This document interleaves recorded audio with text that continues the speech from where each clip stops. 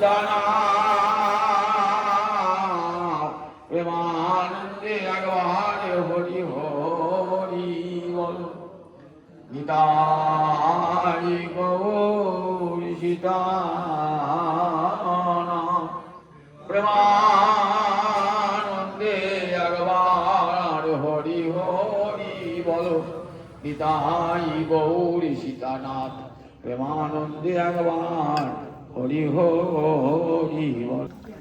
ভক্তবৃন্দের চরণে আমার কোটি কোটি দণ্ডবত প্রণিপাত। সংসার সিন্ধু তরণে হৃদয়ং যদি স্যাৎ সংকীর্তনামৃত রসে রমতে মনশ্চেৎ প্রেমাম্বুধৌ বিহরণে যদি চিত্তবৃত্তি চৈতন্য চন্দ্র চরণে শরণাং প্রয়াত। এই শ্লোকটিকার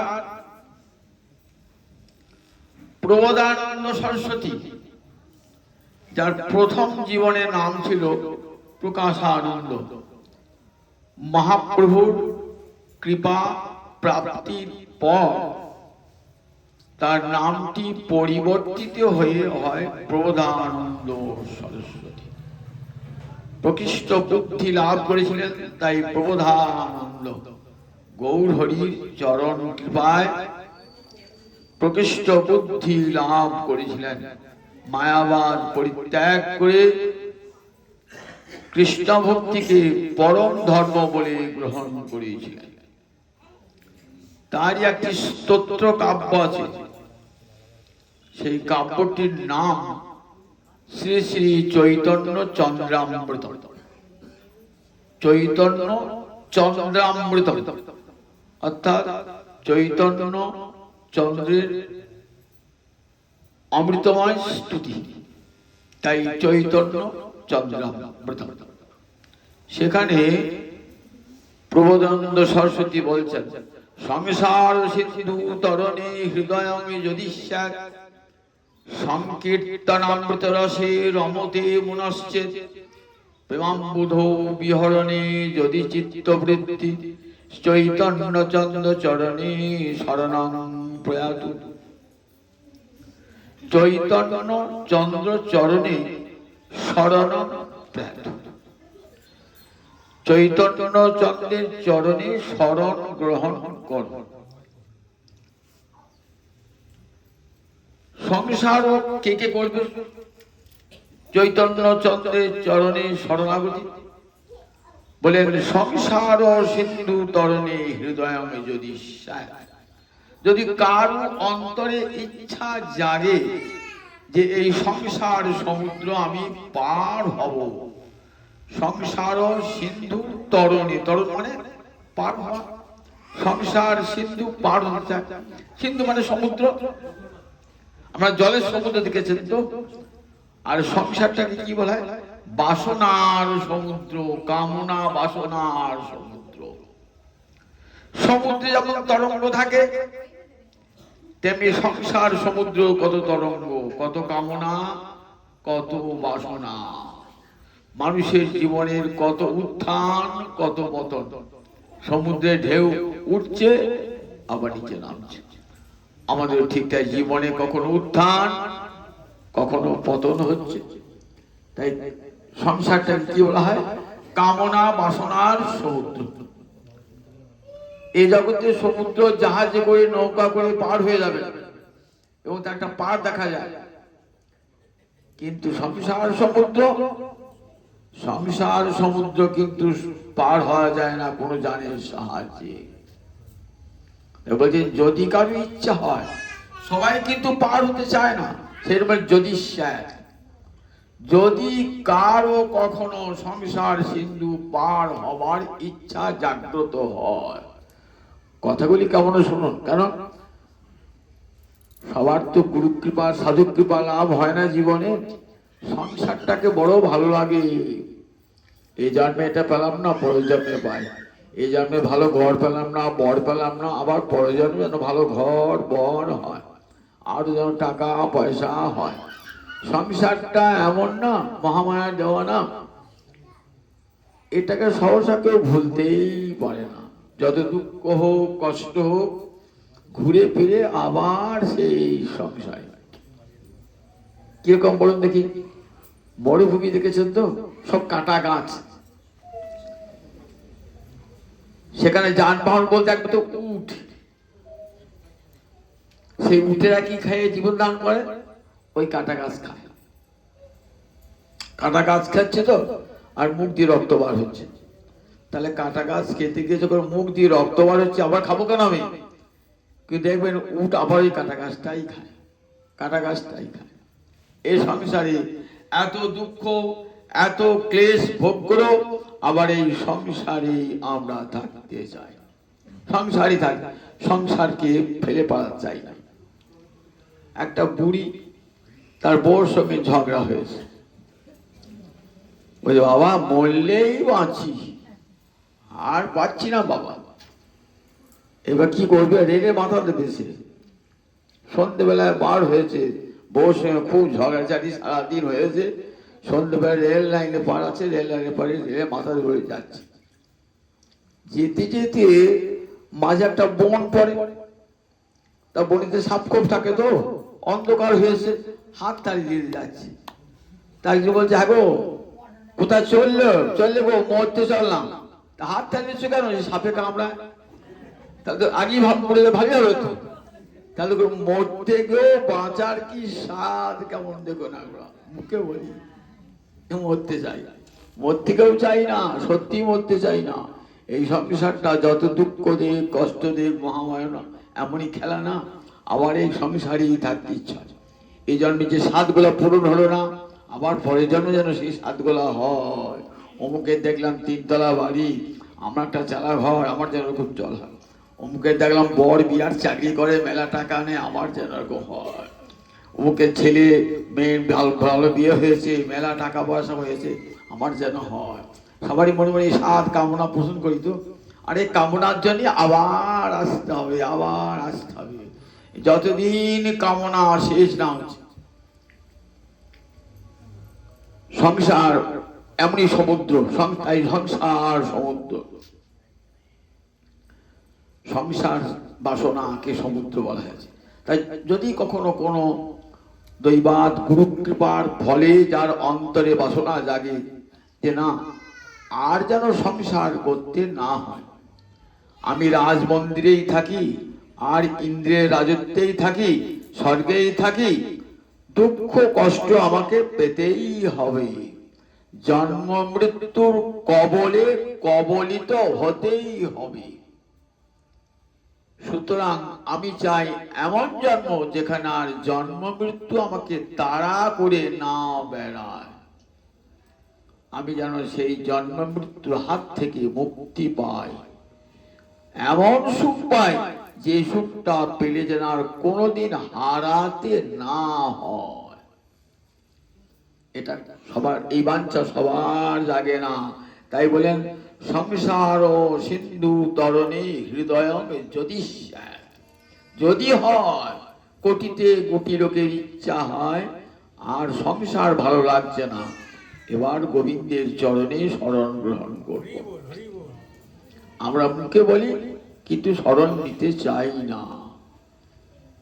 সংসার সিন্ধু তরণে হৃদয় যদি সংকীর্তনামৃত রসে রমতে মনশ্চেদ। আর কি বলেন? সংকীর্তন রূপ অমৃত রসে যদি মনকে মাতাতে চাও, রমতে মানে আনন্দ করতে চাও। সংকীর্তন রূপ অমৃত রসে, সংকীর্তন কাকে বলে? বহু ভিড় মিলিত্বা তদ গান সুখং সংকীর্তনম। শিল্প শৈবাল বলছেন কাকে সংকীর্তন বলে? বহুজন মিলে যে গানের আনন্দ, বহু ভক্ত সঙ্গ মিলিয়ে যে গানের যে আনন্দ, তাকে বলে সংকীর্তন। সংকীর্তন এটা অমৃত রস। যতক্ষণ সংকীর্তন করবেন ততক্ষণ মনে সাধু সাধু পদে পদে যেন স্বর্গের অমৃতকে অধিকার দেয় এমন নাম মধু পান করছি। সংকীর্তন অমৃত রসে রমতে মনশ্চেদ। মনকে যদি সংকীর্তন রূপ অমৃত রসে মাতাতে যাও। প্রেমাম্বুধ বিহরণে যদি চিত্তবৃত্তি, প্রেমাম্বুধ অম্বুধি মানে সমুদ্র, সপ্তমীর এক বচনে অম্বুধ। প্রেমাম্বুধ মানে প্রেম সমুদ্রে, বিহরণ মানে সাঁতার কাটা। যদি প্রেম সমুদ্রে সাঁতার কাটতে চাও, তিনটে বলে, যদি সংসার সিন্ধু পার হতে চাও, যদি সংকীর্তন রূপ অমৃত রসে মনকে মাতাতে চাও, যদি কৃষ্ণ প্রেম সাগরে সাঁতার কাটতে চাও, তাহলে কোথায় আশ্রয় নেব? ওই গৌর হরির চরণে শরণ গ্রহণ কর।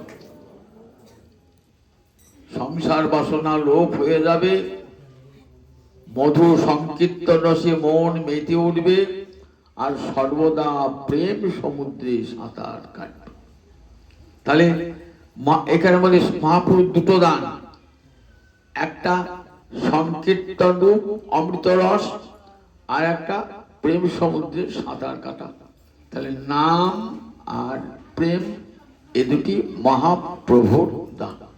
শুধু নাম নয়, কিন্তু নাম এবং প্রেম এই দুটি মহাপ্রভুর দান, নাম এবং প্রেম। যদি শুধু নাম দিতেন তাহলে তাকে আমরা যুগাবতার বলতাম। কলিযুগে যে হরিনাম দেবে তাকে কি বলে? যুগধর্ম। কলিযুগে যুগধর্ম হলো হরিনাম।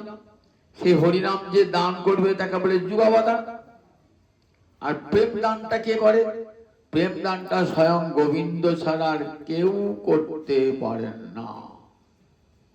আমা বিনা অন্যে নারী ব্রজ প্রেম দিতে, যুগ ধর্ম প্রবর্তন হয় অংশ হইতে, আমা বিনা অন্যে নারী ব্রজ প্রেম দুতে। ভালো করে কথা শুনে রাখো। যুগ ধর্ম, এক একটা যুগের এক একটা ধর্ম আছে। কলিযুগের ধর্ম কি? কলিযুগের ধর্ম হরে কৃষ্ণ কৃষ্ণ কৃষ্ণ হরে হরে, হরে রাম রাম রাম হরে হরে। এটি যুগ ধর্ম। চার যুগে চারটে নাম মনে, কলিযুগের নাম। কলৌ তদ হরি কীর্তনাৎ, কলিতে হরি সংকীর্তন দ্বারা কি হবে? বলে মুক্তি লাভ হবে। তাহলে যুগ ধর্ম হলো হরিনাম। মহাপ্রভুকে হরিনাম দিয়েছেন নাকি? নামের সঙ্গে কি দিয়েছেন? নামের সঙ্গে রাধা রানীর প্রেম দান করেছেন, যেটা কোন যুগেই দান করা হয় নাই। মহাপ্রভু দান করলেন সেই রাধা রানীর প্রেম। কত বড় দান! নামের সঙ্গেই দিলেন কৃষ্ণ প্রেম। কৃষ্ণ প্রেমটা কোন পাত্রে রাখবে না? হরিনাম রূপ পাত্রে কৃষ্ণ প্রেম রেখে দিলেন। নাম করতে করতেই কৃষ্ণ প্রেমের উদয় হবে। হরিনামের এমন মহামহিমা। শেষ দেখেছেন তো হরিদাস ঠাকুরকে বলে, নাম হতে মুক্তি পাপক্ষয় এগুলো আনুষঙ্গিক, নামের মুখ্য ফল কৃষ্ণ পদে প্রেম উপজায়। সুবুদ্ধি রায়কে মুসলমানে জাতি নষ্ট করে দিয়েছে, জানেন তো? সুবুদ্ধি রায় এককালে বাংলার নবাব ছিল। সুবুদ্ধি রায় হিন্দু রাজা কিছুদিনের জন্য হয়েছিলেন। সেই সুবুদ্ধি রায়ের জাতিচ্যুত করেছিল হুসেন শাহ, পরবর্তীকালে যে রাজা। পিঠে একটা চাবুকের দাগ ছিল, সেই দেখে বিবি বলছে, তোমার পিঠে চাবুকের দাগটা কি করে হলো? তা বলছে, দেখো এই সুবুদ্ধি রায় না যখন বাংলার শাসক ছিলেন, তখন আমি তার অধীনে কর্মচারী ছিলাম। আমার কর্তব্যের ত্রুটি হওয়ার জন্য আমার পিঠে চাবুক মেরেছিল। তোমার পিঠে চাবুক মেরেছিল, তুমি এখন বাংলার শাসক, তাহলে তুমি প্রতিশোধ নাও। কি করে? ওকে চাবুক মারতে মারতে ওকে প্রাণদণ্ড দিয়ে দাও। বলে, না না, এককালে আমাকে ভাত দিয়েছে, তাকে মারতে পারি।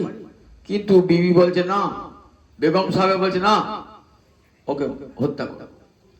তখন সনাতন গোস্বামী পারের পরামর্শ নিলেন। সনাতন গোস্বামী কি করবেন তখন? তখন বলে, দেখো ধর্ম নষ্ট বলে প্রাণদণ্ড অপেক্ষা ধর্ম নষ্ট করা হিন্দুর কাছে আরো বেশি কষ্টদায়ক। ওর ধর্মটা নষ্ট করে দাও, প্রাণটা থাকো। এই বলে কৌশলে প্রাণটা বাঁচায়। বলেন জল খায় দাও, তাহলে ওর ধর্ম নষ্ট হয়ে যাবে, জাতির চুতে যাবে, হিন্দুরা ওকে আর নেবে না। সমুদ্রের রায়ের কে জল খাইয়ে দিয়েছেন, বিধর্মীতে জল খেয়েছে। ধর্ম তখনকার দিনে গোড়া হিন্দু সমাজ বলেন তুমি বিধর্মী জল খেয়েছো, সুতরাং আর তোমার হিন্দু ধর্মে থাকা হবে না, তুমি হিন্দু ধর্মতে পতিত হয়ে গেলে। এবার যেখানে যান বিধান নেন, কি করব? কাশিতে গেলেন, কাশিতে পণ্ডিতের জায়গা। কাশী পণ্ডিতরা বললেন একটাই বিধান। কি বিধান? তপ্ত ঘৃত খেয়ে প্রাণ পরিত্যাগ করতে হবে। কেউ নিষ্ঠুর বিধান দেখুন, তপ্ত ঘৃত খেয়ে প্রাণ পরিত্যাগ করতে হবে। তখন মহাপ্রভু কাশীতে মহাপ্রভু চরণে পড়েছেন, প্রভু আমাকে বিধান, আমাকে আমার জাতি ধর্ম নষ্ট হয়ে গেছে, এখন আমার উপায় কি? কাশী পণ্ডিতরা বিধান দিয়েছেন তপ্ত ঘৃত খেয়ে প্রাণ পরিত্যাগ করতে হবে। মহাপ্রভু কি বলেন? এক কৃষ্ণ নামে তোমার জাতি দোষ যাবে, আর এক কৃষ্ণ নামে কৃষ্ণ পদে প্রেম উপজিবে। দুবার কৃষ্ণ বলো, একবার কৃষ্ণ বললে তোমার জাতি দোষ যাবে, আর একবার কৃষ্ণ বললে কৃষ্ণ পদে প্রেম উপজিবে। তাহলে নামের মুখ্য ফল হলো কৃষ্ণ প্রেম, আর আনুষঙ্গিক ফল হলো পাপনাশ, মুক্তি। এগুলো আনুষঙ্গিক ফল। একটা উদাহরণ দিলে বুঝতে পারবেন। মনে করো আমরা পায়ে একটা তেলের মিল আছে, আমরা মাঠে সর্ষে হয়েছে, আমি সর্ষের বস্তায় করে নিয়ে গিয়ে সর্ষে বললাম বেশি তেল করে দিও, একটা জায়গা দিলেন, তেলের জন্য জায়গা দিলেন। বিকালে আনতে গিয়েছেন, বিকালে আন যাওয়ার পর তেলের মাইকটা বলছে আপনি খোলের জায়গায় এনেছেন। কেন? বলে খোলটা আপনি এমনি পাবেন, ওটা যেন পয়সা লাগবে না, এমনি তেলটা নেন, তেলটা ভাঙানোর জন্য পয়সা দেন, আর ওই খোলটার জন্য কোনো পয়সা লাগবে না। তাহলে ওটা আনুষঙ্গিক ভাবে পেয়ে গেলেন, ওটার জন্য কোনো মূল্য দিতে হলো না, তেলটাই আসল। তেমনি নামের ফল, নামের আসল ফল হলো কৃষ্ণ প্রেম। আর এই খোলটি যেমন আপনি পেয়েছেন না, ঠিক তেমনি মুক্তি, পাপ নাশ তার আনুষঙ্গিক ফল। আনুষঙ্গিক ফল, নামের মুখ্য ফল হলো কৃষ্ণ পদে প্রেম। সে প্রেমটা কেমন? রূপ গোস্বামী বলছেন, অনর্পিত চরিণী চিরাতে করুণয়া অবতীর্ণ কল, সমর্পয়তু মুন্নত উজ্জ্বল রসাং সভক্তি শ্রিয়ং, হরিপুরত সুন্দর দুতি কদম্ব সন্দীপিত, সদা হৃদয় কন্দরে স্ফুরতু বসচি নন্দন। বিদগ্ধ মাধব নাটক বলে একটা নাটক লিখেছিলেন, আমরা সবাই জানেন রূপ গোস্বামী পাদ কত গ্রন্থ লিখেছিলেন। তারপরে দুটি নাটক বিখ্যাত, বিদগ্ধ মাধব এবং ললিত মাধব। একটিতে আছে ব্রজলীলা, আর একটি হচ্ছে পুরলীলা অর্থাৎ দ্বারকা লীলা। এই বিদগ্ধ নাটক এর মঙ্গলাচরণ, আগেকার দিনের নিয়ম ছিল গ্রন্থ লিখতে গেলে আগে মঙ্গলাচরণ করতে হয়। কোন সভা সমিতিতে আগে বৈদিক মন্ত্র বলে মঙ্গলাচরণ করতে হতো। মঙ্গলাচরণে কি কি থাকে? মঙ্গলাচরণে থাকে কি প্রতিপাদ্য বিষয়, এই গ্রন্থটার প্রতিপাদ্য বিষয় কি, বস্তু নির্দেশ, একে বলে প্রতিপাদ্য বিষয়। আর কি থাকে? প্রণতি জ্ঞাপন, প্রণাম জানানো হয়, আরাধ্য দেবতাকে প্রণাম জানানো হয়। আর একটা কি? আশীর্বাদ, জগতের প্রতি আশীর্বাদ। এই শ্লোকটিতে রূপ গোস্বামী পাদ জগতের জন্য হয়ে আশীর্বাদ চেয়ে নিয়েছেন। সদা হৃদয় কন্দরে স্ফুরতু ব শচী নন্দন। বৈ বিসর্গ ব মানে তোমাদের, সংস্কৃতে যুষ্পদ শব্দ, তুমি বললে বোঝায় যুষ্মৎ শব্দ। সেই যুষ্মৎ শব্দের ষষ্ঠীর বহু বচনে দুটো রূপ হয়, যুষ্মাকম আর বহ, মানে তোমাদের। তোমাদের হৃদয় কন্দরে, হৃদয় গুহায় সুরতু শচীনন্দন, শচীনন্দন তোমাদের হৃদয় গুহায় স্ফূর্তি প্রাপ্ত হোক। কেমন আশীর্বাদ দিয়ে বললেন, তোমাদের সকলের হৃদয় গুহায় শচীনন্দন স্ফূর্তি প্রাপ্ত হোক। আমরা সব সময় যেন শচীনন্দনকে মনে পড়ে। সেই শচীনন্দন কেমন তা বলছেন, অনর্পিত চরিচিরাত করুণয়া অবতীর্ণ করো, করুণা করে কলিকালে অবতীর্ণ হয়েছিলেন। কল মানে কলিকালে, কলি শব্দের সপ্তমীর এক বচনে কল মানে কলিকালে, করুণয়া অবতীর্ণ, করুণা করে, করুণা হেতু অবতীর্ণ হয়েছেন।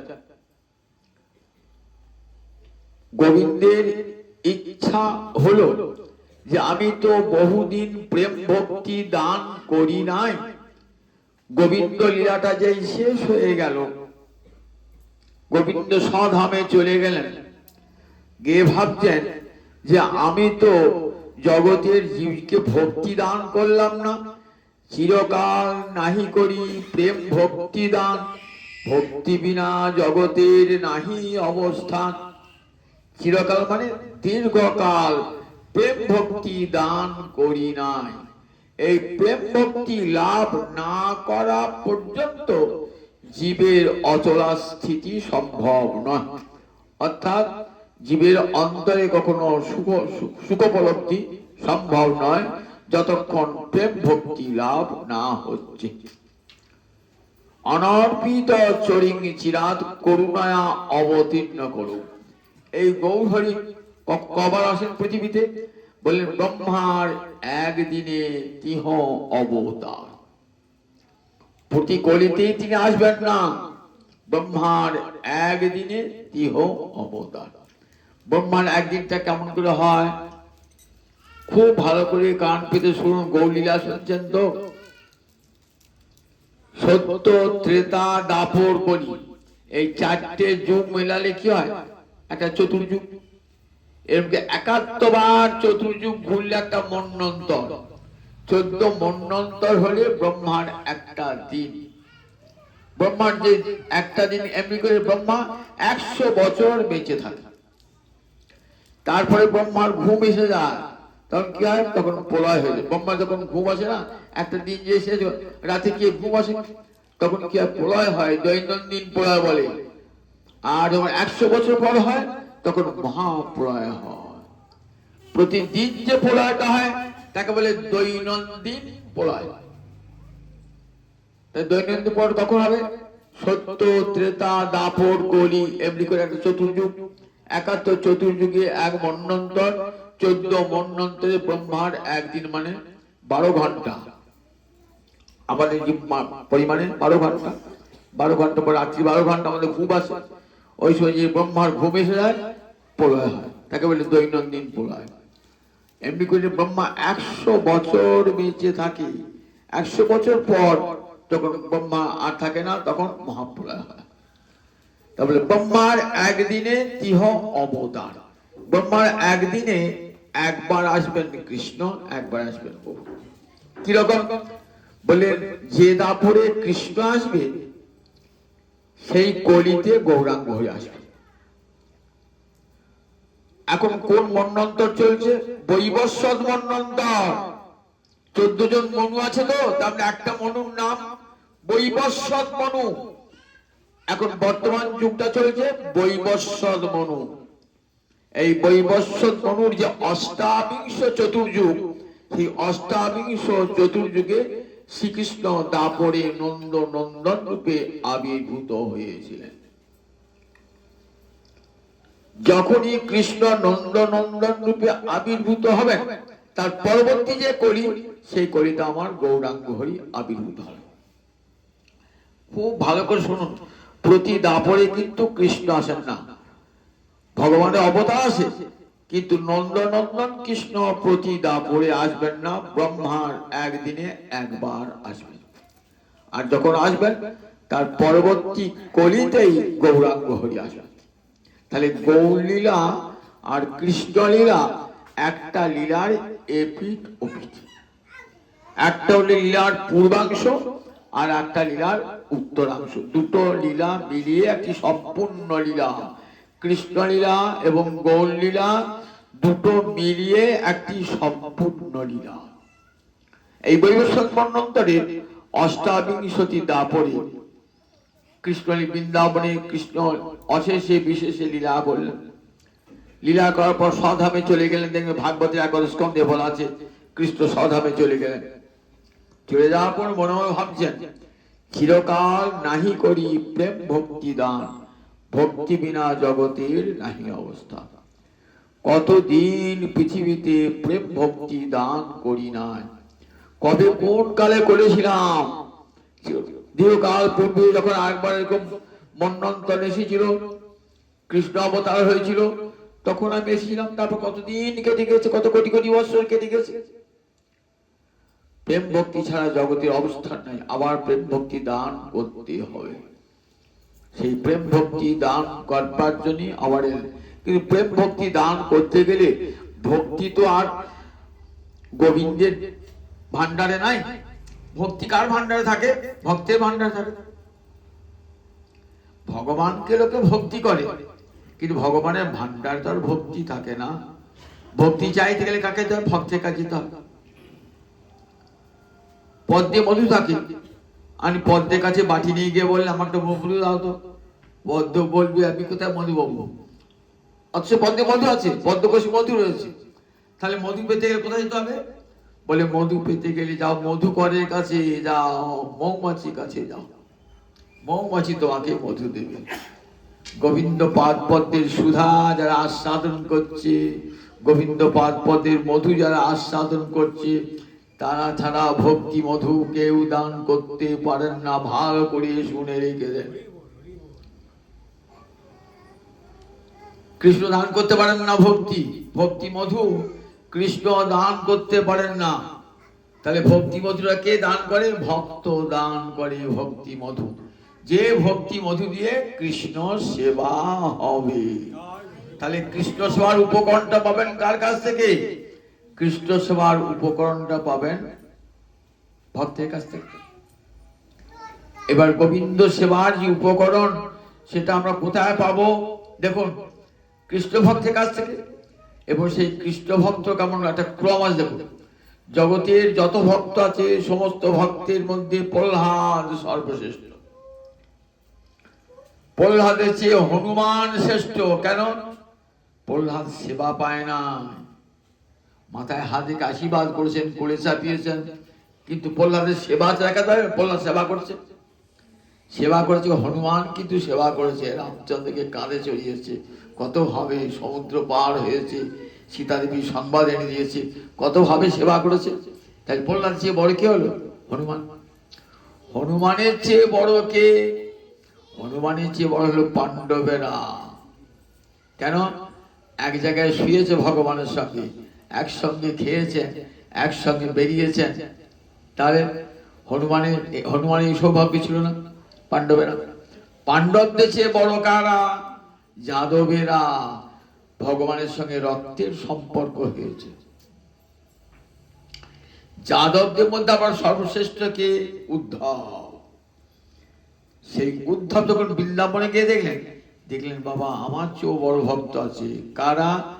রক্তপত্র, যারা গোবিন্দের নন্দ বাবার চরণ সেবা করে, রক্তপ দাস। তারা কি করে? অবিরত গোবিন্দ সেবা করছে।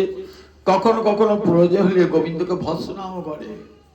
একটা বাড়ি অনেকদিনকার ভৃত্য, পুরাতন ভৃত্য মনে করো আচার্য বাড়িতে, বাপ ঠাকুর দাদা আমল থেকে আছে। এবার আপনি যখন ছোট তখন আপনাকে কোলে মানুষ করেছে। এবার আপনি যদি বদমাইশি করেন, আপনাকে ঠিক কেমন বাড়ির লোকের মধ্যে ধমক ধামক দেবে। ঠিক মতো ওষুধ দিয়ে না খান, রোগ হয়েছে ওষুধ না খান, থমকি ওষুধ খাওয়াবে। এই ক্ষমতা কারে? রক্তপত্রের কাছে। উদ্ধব ভাবছেন আমার তো এই ক্ষমতা নাই, রক্তপত্রের ক্ষমতা আছে। তার চেয়ে একটু এগিয়ে গিয়ে কাকে দেখলেন? দেখলেন তার চেয়ে বড় হলো কৃষ্ণ সখারা। কিরকম? কৃষ্ণের কাঁধে চড়ে, কাঁধে চড়াই করে কিরকম। গোবিন্দের কাঁধে চলেছে, শ্রীদাম কাঁধে চলেছে, সুদাম কাঁধে চলেছে। খেলা করতে করতে হেরে গেছে। পণ্ডেকে খেলা তো বলে কাঁধে কাঁধে যে হেরে যাবে সেই বিজয়ীকে কাঁধে চড়াবে। কৃষ্ণ হেরে গেছে, এবার শ্রীদামকে কাঁধে চড়িয়েছে। বুঝুন একবার, গোবিন্দ অঙ্গে চরণ ঠিকছে, এতটুকু সংকোচ বলতে নয়। দেখছেন উদ্ধব বাবা কত বড় ভক্ত, কৃষ্ণের কাঁধে চড়ে কৃষ্ণের বক্ষে চরণ দিয়েছে। তার চেয়ে বড় কে দেখলেন এবার?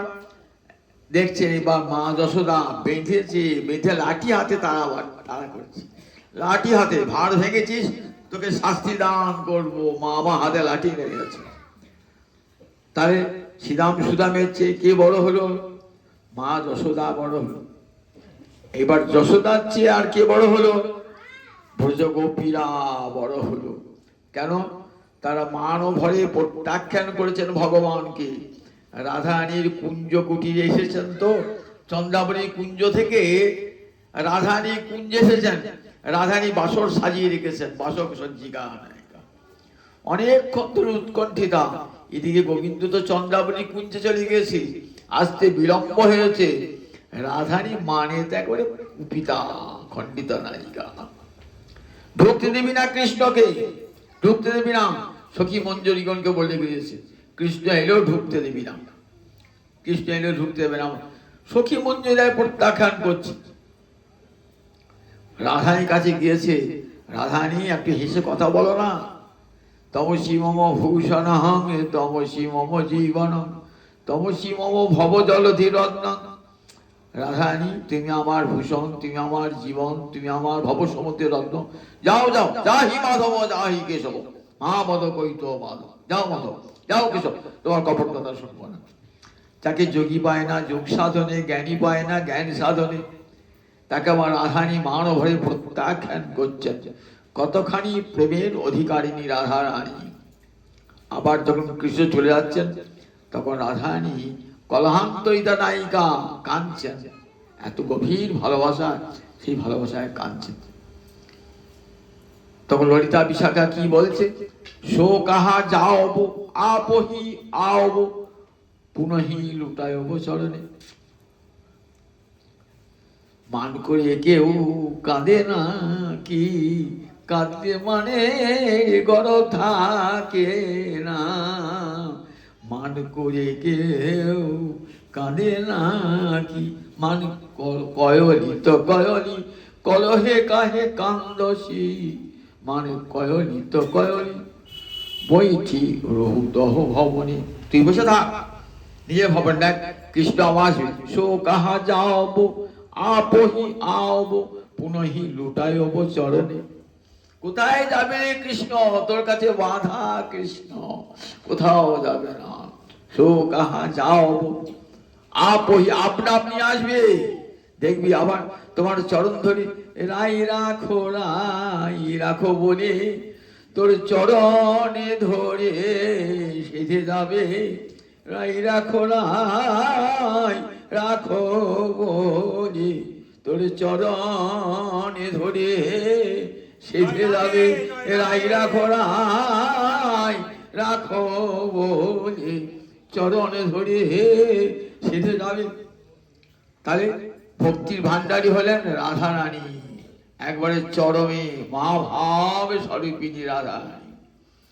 তাহলে যদি গোবিন্দকে সেবা করতে হয় তাহলে ওই ভক্তি মধু কার কাছে পাবো? মহাদেবী মহাভাব স্বরূপিণী রাধারানীর চরণে। রাধারানীকে সেবা করলে রাধারানী কৃপা করে কৃষ্ণ সেবার মধু উপকর ভক্তি মধু দান করবে। তাই গোবিন্দ ভাবছেন যে আমি তো ভক্তি দান করব, ভক্তি তো আমার নাই, আমার ভান্ডার তো ভক্তি থাকে না। তাহলে রাধারানী ভান্ডারে ভক্তি আছে। ভক্তি চূড়ান্ত সীমা মহাভাব বলা হয়। তা ওই রাধারানীকে চান, রাধারানী দেখো আমি যাব কলিকালে, সব জীবিকা করে ভক্তি দান করব, কিন্তু আমার তো ভক্তি নাই। আমরা ব্যাংকে টাকা নাই, আর বলছি লোককে দান করবো। ব্যাংকে একটা পয়সা নাই, আমি যাবি সবাইকে দান করবো। দান করি, দান করবো পয়সা টাকা যায়, তুমি দান করবেন তো? গোবিন্দ তো কিছুই নাই গোবিন্দে, দেবী কি করে ভক্তি?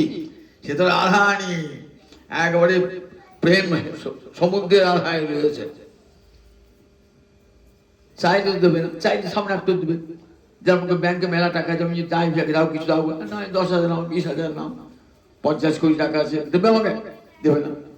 তাহলে চুরি করতে হবে, চুরি না করলে পরে পাওয়া যাবে না, চুরি করতে হবে। তাই চুরি করতে গেলে ধর পড়ে যাবে তো। কেন ধর পড়ে যাবে? আমি যদি ব্যাংকে টাকা চুরি করতে যান, ধর পড়বেন না? লাইট জ্বলছে, কত প্রহরী আছে, ধর পড়ে যাবে।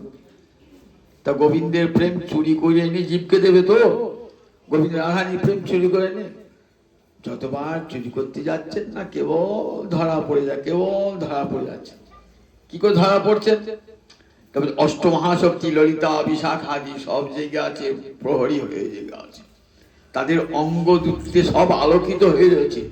কালো কৃষ্ণ যতবার যায় ততবারই ধরা পড়ে যায়, ততবারই ধরা পড়ে যায়, চুরি আর করতে পারছে না।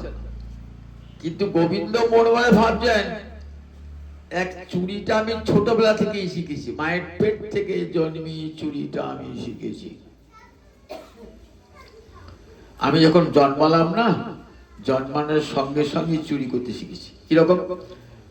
আমাকে যখন ব্রজের মায়েরা দেখতে হলো, চল মা যশোদা একটা ছেলে হয়েছে দেখা শিখে চল। যেদিন আহা কি সুন্দর ছেলে রে, তখন নিজের ছেলেকে ভালোবাসতে ইচ্ছে হচ্ছে না, মনে হচ্ছে যশোদার ছেলেটা কি ভালোবাসি, ওই ছেলে যদি আমার হতো, সবাই ভাবছে ওই ছেলে যদি আমার হতো, নিজেদের ছেলে রয়েছে, যশোদার ছেলে যদি আমার হতো। পোষ্যদাং নয়ন মানস চৌরা। পোষ্যদাং মানে যারা দেখছে তাদের নয়ন এবং মন চুরি করে নিয়েছে। যারা দেখতে গেল না, দেখার সঙ্গে সঙ্গে লোকটা বাড়ি ঘর থেকে বেরিয়েছে, নন্দরাজের ঘর থেকে বেরিয়েছে, আর কিছু খুঁজে পাচ্ছে না। কি গো, আমি কোথায় এসেছি, কোথায় যাচ্ছি, কেন গো? তা বলছে আমার মনটা কে চুরি করিয়েছে। তা কে চুরি করবে? কার বাড়ি ঢুকেছিলে? নন্দরাজের ছেলের বাড়ি থেকে চুরি করে নিয়েছে। নয়ন চুরি। এসে লোকটা কিছু রাস্তা খুঁজে পাচ্ছে না। কি গো, আমার নয়নটা চুরি হয়ে গেছে। কে চুরি করেছে? কি জানি। কোথায় গেছিলে? ওই নন্দরাজার ছেলেটাকে দেখতে গেলাম, ওই দেখো ওই তোমার নয়ন চুরি করে নিয়েছে। তাহলে নয়ন চুরি হয়ে গেল, মন চুরি হয়ে গেল, নয়ন মানুষ হচ্ছে ওগুলো ছোটবেলা থেকে চুরি করে। একটু যে বড় হয়েছেন না, কেমন চুরি শিখেছেন দেখুন। একটু যে বড় হয়েছে তখন ননি চুরি করে করে বেড়াচ্ছে। কিরকম ননি চুরি করছে দেখুন।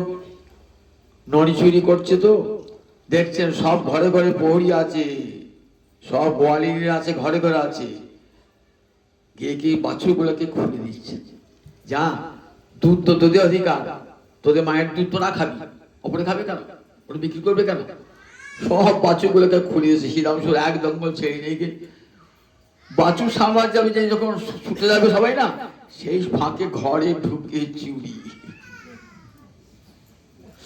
অনেক উঁচুতে আছে, অনেকে মা যশোদার কাছে সব অভিযোগ জানাতে, যে দেখো তোমার ছেলে চোর, চোর ছেলে। মা রোজ উপরে রাখিস না কেন? বলে উপরেই তো রাখি, নারায়ণের জন্য উপরে রেখে দিই। তাই উপর নাগাল পেয়ে গেলো, আমার ছেলে নাগাল পেয়ে গেলো। ও, তোমার ছেলে নাগাল পাবে না। তোমার ছেলে বুদ্ধি তুমি জানো না, কি করে জানো? একটা ছেলেকে একটা কানে চাপা, আরেকজন কানে চাপা, আরেকজনের কানে চাপা, শেষ শেষ উপরে উঠে। উপরে উঠে দিয়ে কি করে জানো? গরুজনের পাঁচন দিয়ে না, ওই লাগিয়েটাকে ভাঁটটাকে ভাঙে দিয়ে ইচ্ছা মতো পরে ননি পরে খায়, নিজে খায়, খানিকটা ফেলে দেয়, খানিকটা ছড়িয়ে দেয়, খানিকটা। এইবার যদি কেউ বলতে যায়, একদিন জানো আমাদের পাড়া একটা বুড়িকে রেখে দিয়ে গেছিলাম বাড়িতে ননিয়া গেলাবার জন্য।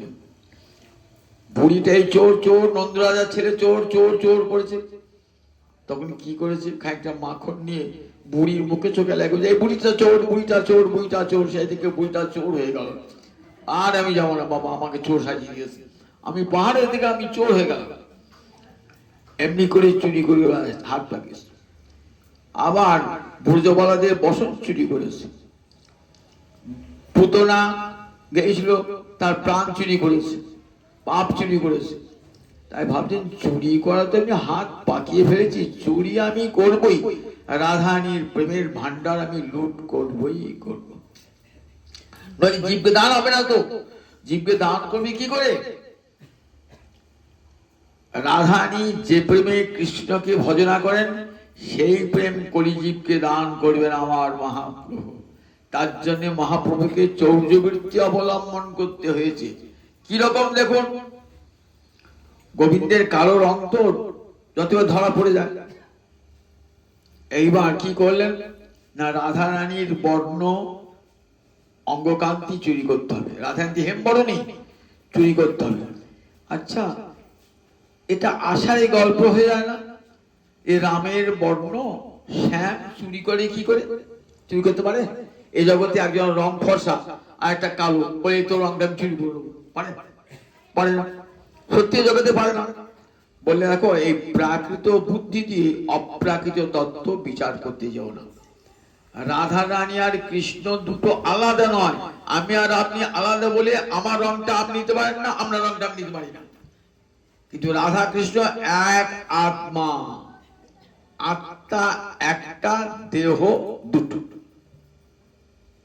রাধা কৃষ্ণ এক আত্মা দুই দেহ ধরি, অন্যান্যে বিরসে রস আস্বাদন করি। আমরা একটা আত্মা, আমার একটা আত্মা, দুটো আত্মা দুটো দেহ। কিন্তু রাধা কৃষ্ণ দেহ দুটো হলো, আত্মা একটাই। কৃষ্ণই রাধারানী হয়েছে, কৃষ্ণই শক্তি রাধা রানী রূপে প্রকটিত হয়েছে। তাহলে আত্মা তো একটাই।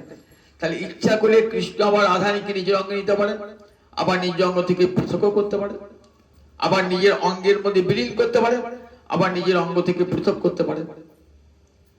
আমরা পারি না, কিন্তু রাধা কৃষ্ণ একাত্মা বলে পারে। তাই গোবিন্দের অঙ্গ হচ্ছে রাধারানীর আবির্ভাব, আবার গোবিন্দ অঙ্গে রাধারানী বিলীন হয়ে যান। তাই রাধা কৃষ্ণ এক আত্মা দুই দেহ ধরি। তাই কি করলেন, একটা সুন্দর উদাহরণ দিই, অনেকবার বলেছি তবু বলি।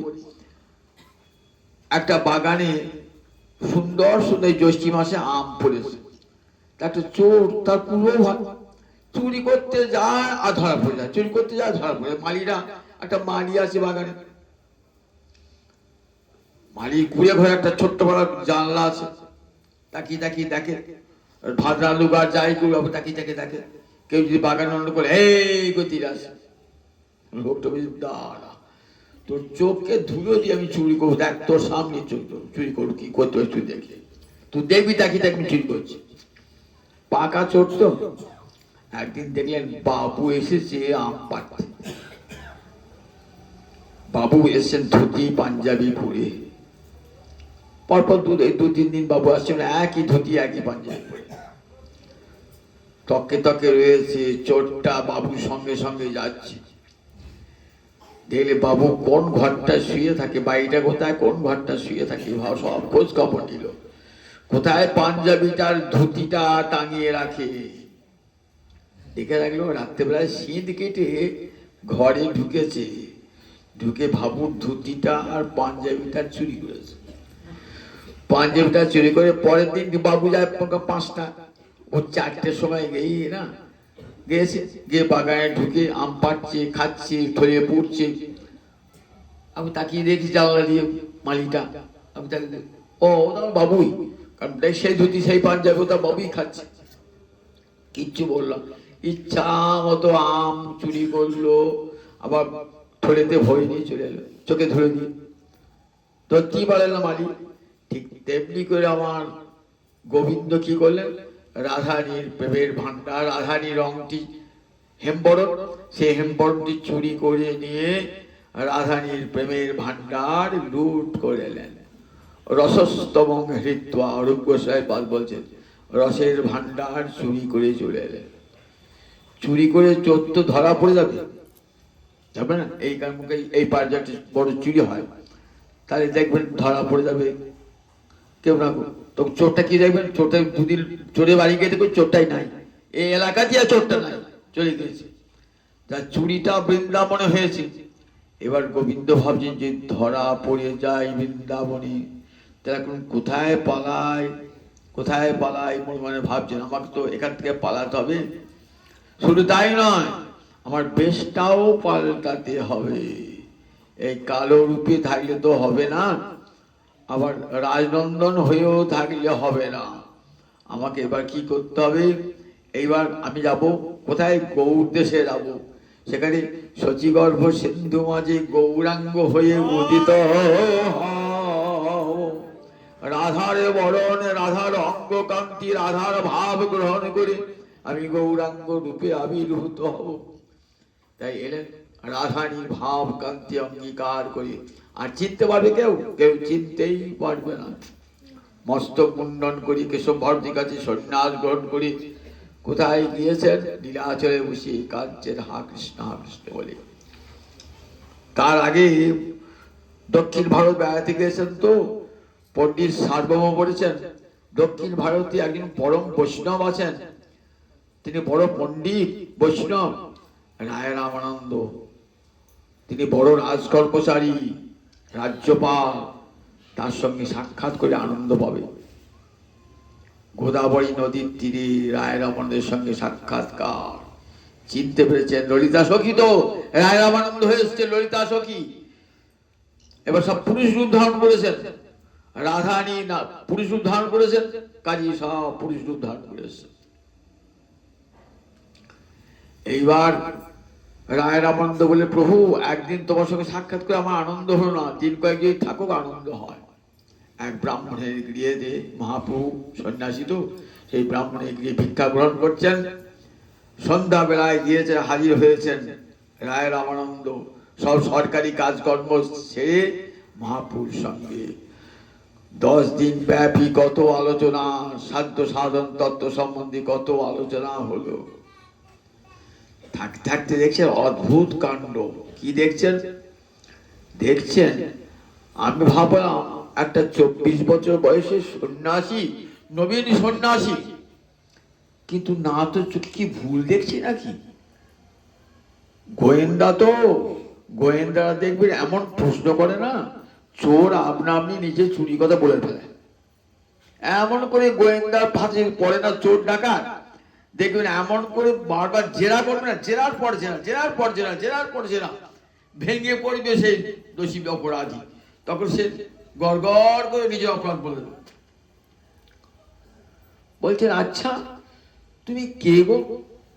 কেন, কি দেখলেন? আমরা পহিলে দেখিল তোমার সন্ন্যাসী স্বরূপ, এবে মই দেখি তোমার শ্যাম গোপর, তোমার সম্মুখে দেখি কাঞ্চন পঞ্চালিকা, তার গৌর কান্তে তোমার সর্বরঙ্গ ঢাকা।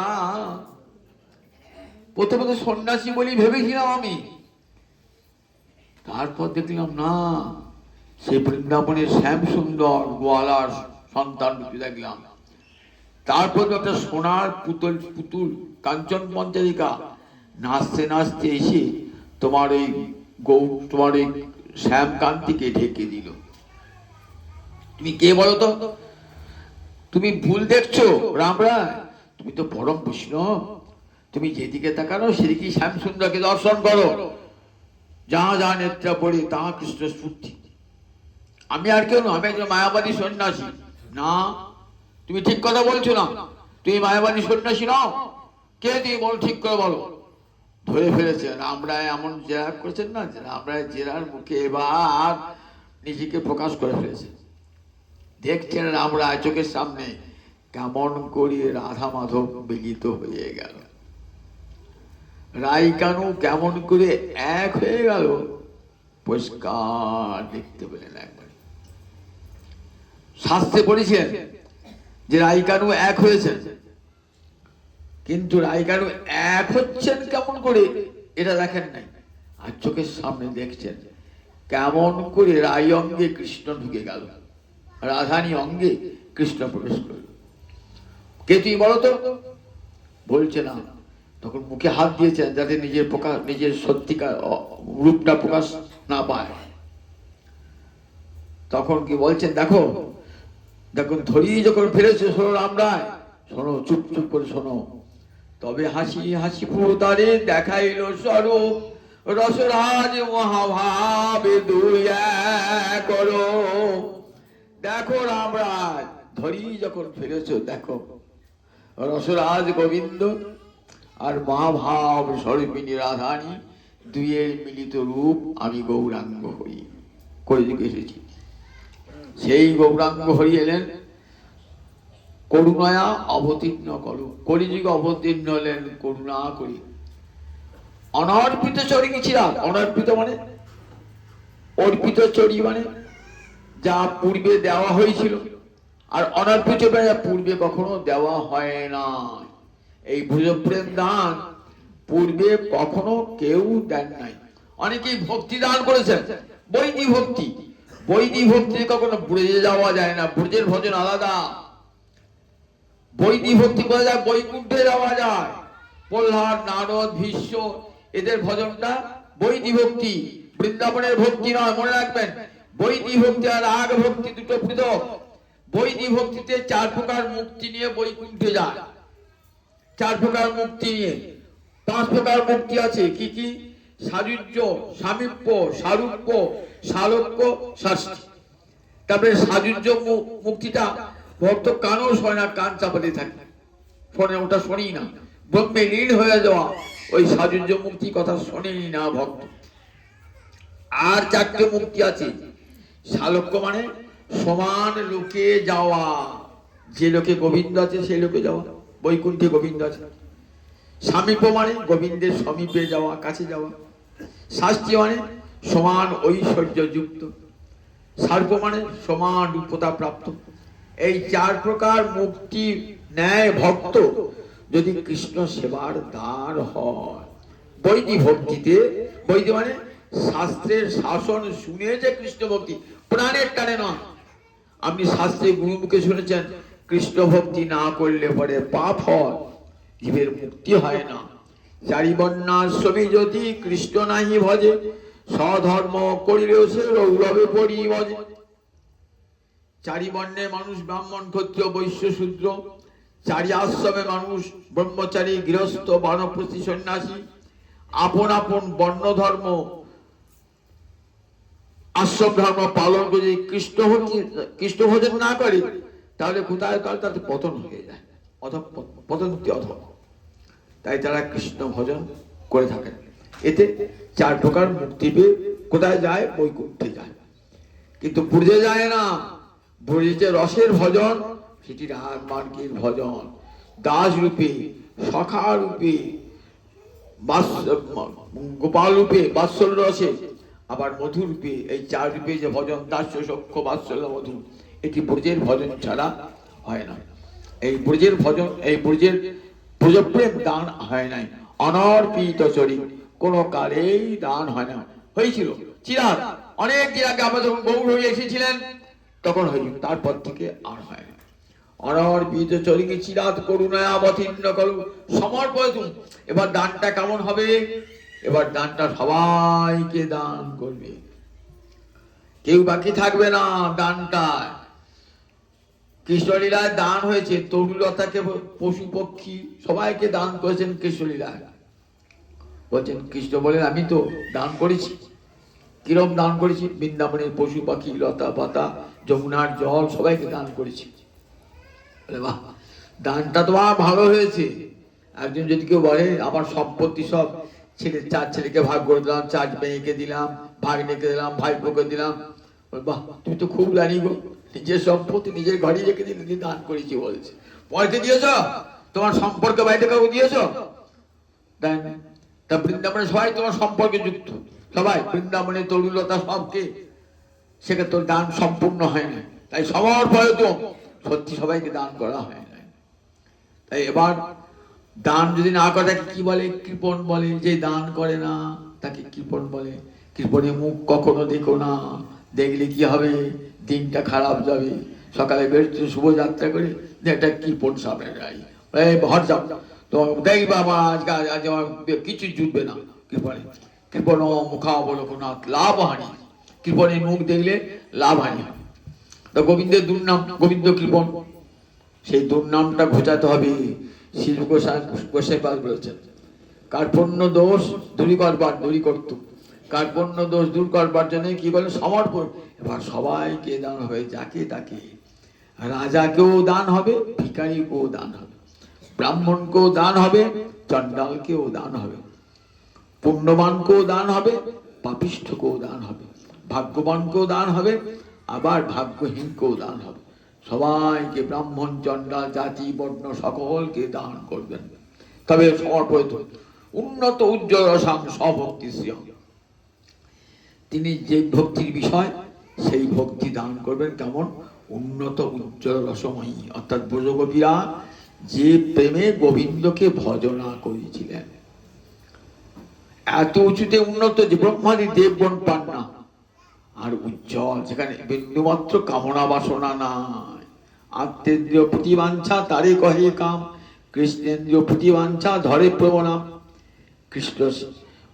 কৃষ্ণ সুখৈক তাৎপর্যময়ী সেবা, কিসে কৃষ্ণ সুখী হবে? এই প্রেম মাখা, এই উন্নত উজ্জ্বল রসমাখা যে প্রেম ভক্তি সম্যক রূপে দান করবার জন্য আমার গৌরাঙ্গ হরি এসেছিলেন। তাই সেই সচিনন্দন কেমন? পুরাটা সুন্দর দুটি, পুরাটা মানে সোনা, সোনার চেয়েও সুন্দর দুটি দ্বারা যার দেহ উজ্জ্বল, সম্যক রূপে উজ্জ্বল। গৌরহরি কেমন? কৃষ্ণের মতো কালো নয়। রাধারানীর অঙ্গের বরণ হেম বরণ, সেই হেম বরণ দিয়ে রাধা গোবিন্দের শ্যামঙ্গ ঢাকা। তাই পুরোটা সুন্দর দুটি কদম্ব, কদম মানে সমূহ, দুটি সমূহ দ্বারা সম্যক রূপে প্রজ্বলিত, সেই প্রদীপ্ত সেই গৌরহরি তোমাদের হৃদয় গুহায় স্ফূর্তি প্রাপ্ত হোক। সচিনন্দন হরি সকলে তোমাদের সকলের হৃদয় গুহায় স্ফুরিত হোক। সেই সিংহ বসুক তোমার হৃদয় কন্দরে। কেন? হরি শব্দ একটা অর্থ হল সিংহ। সিংহ কি করে? হাতির মাথা ফাটিয়ে তার মগজটা খায়। হাতি কোথায় থাকে? গুহায় থাকে, গুহায় থাকে।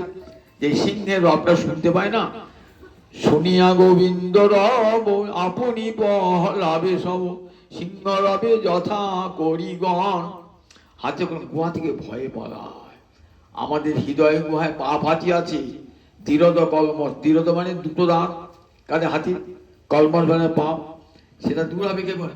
জয় গৌর হরি বলে একবার যে গৌরাঙ্গের নাম লয়, তার হয় প্রেমোদয়, তারে মোহি যাই বলিহারি।